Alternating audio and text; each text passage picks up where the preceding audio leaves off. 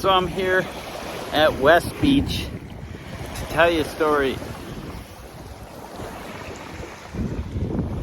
I was invited to the military makeover, which happened here in June in Michigan City, Indiana.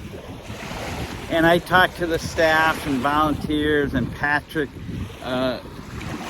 Group, who had the employees doing the work as well as the volunteers.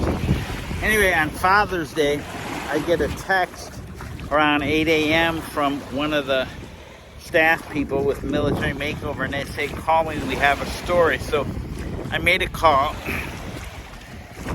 and she told me an amazing story. They were at O'Hare Airport, and they were sitting there and saw this man who was just sort of like buckled over, looked super depressed, and they tried to reach him, talk to him, how are you doing, and he wouldn't respond. Finally he did. He said, all I have is this backpack.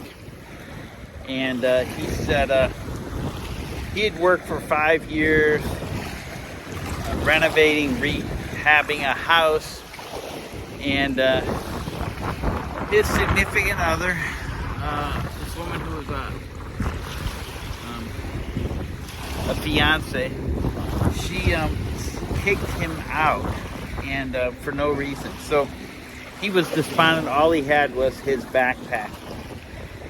He was so mad. She had given him his mother's ring back, which he had given her. And so he took that ring. He was so mad, and he just threw it away, like into the forest or ditch or whatever. So anyway, he was talking, and this conversation went on for over an hour while they were waiting for the plane. So they told him, well, it's good that you got rid of her before you got married and ran into further difficulties. And they said your mother would be very pleased that she doesn't have the ring, and that ring is going to return to nature, which is way better than into her grasp. So they said, hey, if you're in the Chicago area, there is a hiking group you may be interested in, and his name is Ron. And so this guy said, yeah, I heard of him. And so she said, how did you hear about it? She said, well, the Veterans Administration had passed out contact information for hiker, H-I-K-E-R, vets, VETUS.com, or .org, or what I like the best, .us, US.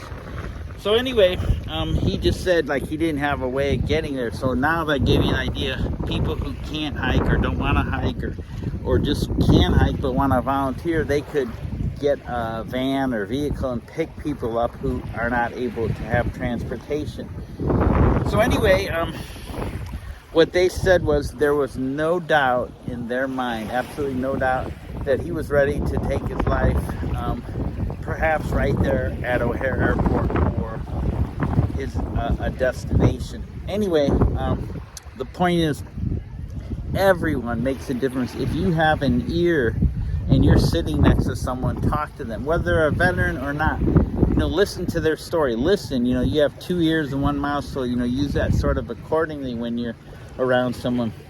So they gave him, I'm going to see if I can show you.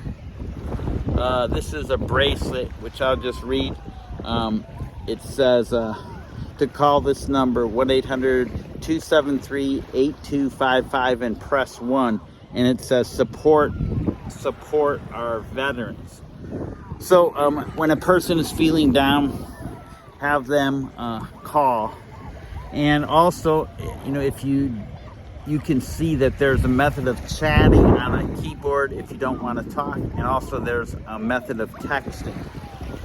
And so what I just want you to know is everyone makes a difference, and you may see someone and have no idea they're one step away from taking their life. And there's a general rule of thumb: when a person has an urge to take their life, there's a window of 5 to 60 minutes. If you can get to them during that time, 5 to 60 minutes, you get to them, they may change their mind. And so when you call, chat, text, that's taking time. Another tool is the Veterans Administration hands out locks through my hikes, or I pass them on.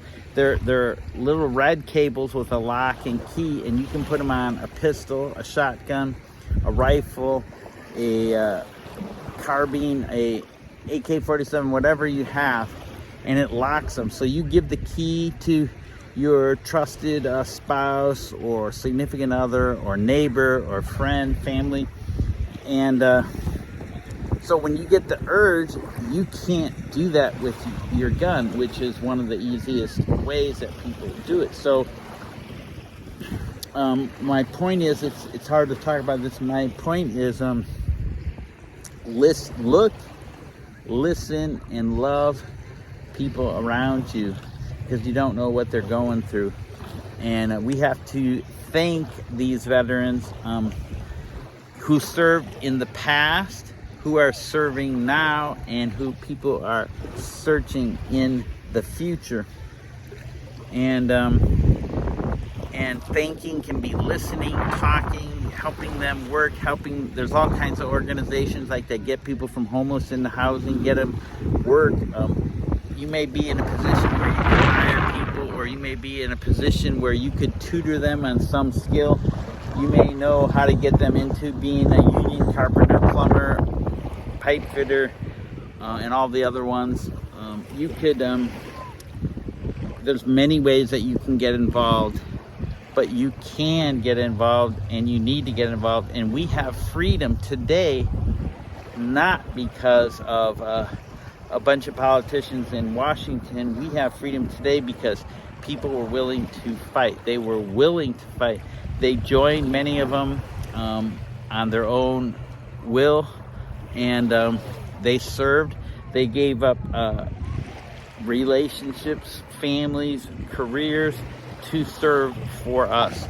So thank them, and thank you for listening, and share this with other veterans, their family members, friends, and as I say, lovers of freedom, which better be every one of you who are watching this.